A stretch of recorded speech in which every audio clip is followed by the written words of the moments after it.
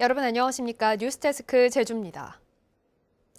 제주 지역 코로나19 하루 신규 확진자가 석 달 만에 다시 1,000명을 넘어섰습니다. 제주도에 따르면 주말인 어제 신규 확진자는 1,033명으로 지난 4월 26일 이후 81일 만에 1,000명대를 기록했습니다. 오늘은 오후 5시까지 668명이 양성 판정을 받았고 현재 도내 위중증 환자는 1명이며 5,538명이 격리 치료 중입니다. 최근 일주일 제주 지역 확진자는 5,596명으로 전주보다 3,091명 증가했습니다. 제헌절인 오늘 제주 지방은 흐린 가운데 제주시 한림의 낮 최고 기온이 32.5도까지 오르는 등 무더위가 이어졌습니다. 제주는 밤부터 비가 내리기 시작해 내일 새벽에는 강풍과 천둥 번개를 동반한 강한 비가 쏟아지겠습니다. 모레까지 예상 강수량은 30에서 100mm, 산지에는 최고 150mm가 넘는 많은 비가 오겠습니다. 비는 목요일까지 이어지다 금요일과 주말에 그쳤다가 일요일에 다시 오겠다고 기상청은 예보했습니다. 국토교통부가 제주 제2공항 전략환경영향평가 보완 용역 결과가 담긴 보고서 내용을 공개하지 않고 있습니다.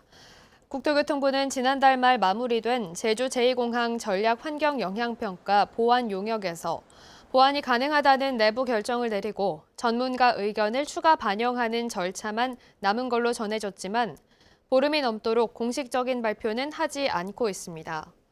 또 국토부는 최근 언론사의 용역 결과 보고서에 대한 정보 공개 요청에도 비공개를 통보했습니다. 제주형 통합물관리 기본계획에 대한 주민 설명회가 열립니다.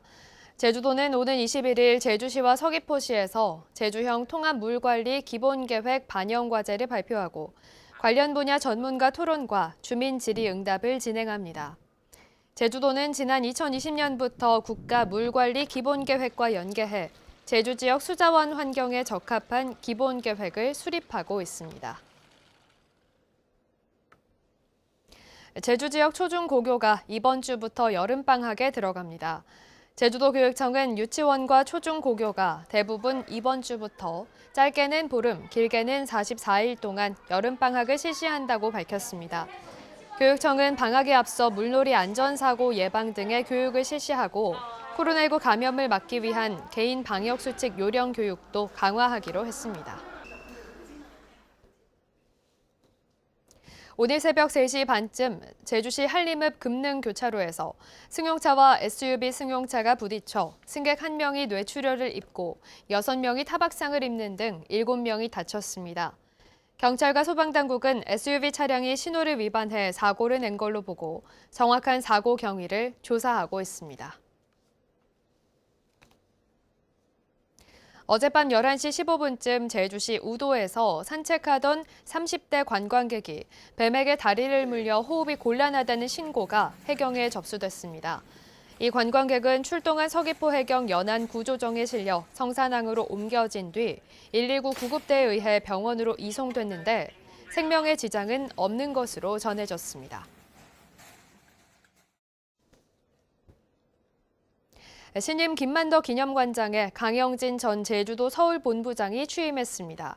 원희룡 도정에서 공보관과 서울본부장 등을 지냈던 강영진 신임 관장은 오는 2023년 12월까지 김만덕 기념관의 운영과 전시, 학술 연구 등 업무 전반을 책임지게 됩니다. 내년도 녹색자금 지원사업 공모가 이뤄집니다. 제주도는 복지시설 나눔숲과 무장애 나눔길 조성 사업 등 내년도 녹색자금 지원사업 공모를 진행하기로 하고 4개 분야에 최대 20억 원을 지원할 계획입니다.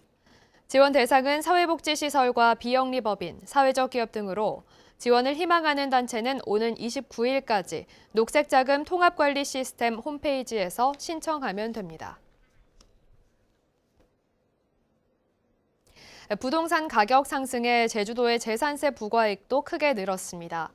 제주도는 올해 7월 정기분 재산세 39만 4천여 건에 963억 원을 부과했습니다. 이는 지난해보다 9,400여 건, 금액은 51억 원 늘어난 규모입니다. 정기분 재산세는 건축물과 주택, 선박 등의 소유자에게 부과되며 다음 달 1일까지 납부하지 않으면 3%의 가산금이 붙습니다. 여름철 식중독 의심 신고가 크게 늘었습니다. 제주도 보건환경연구원에 따르면 올 들어 접수된 식중독 의심 신고는 12건에 268명입니다.